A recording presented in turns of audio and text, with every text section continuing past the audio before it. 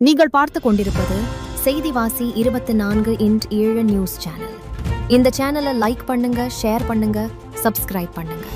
மதுரை மாவட்டம் கிழக்கு வட்டம் அரும்பனூர் கிராமம் முனியாண்டி கோவில் வெண்கலமுடைய கருப்பசாமி, நொண்டிசாமி ஆகிய தெய்வங்களின் கும்பாபிஷேகம் ஊர் மக்கள் ஒன்று கூடி மிக விமர்சையாக நடந்தேறியது.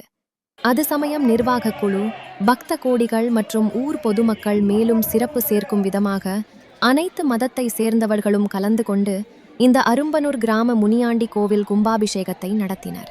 அதனை அடுத்து கோயில் நிர்வாகத்தின் சார்பாக அன்னதானம் வழங்கப்பட்டது.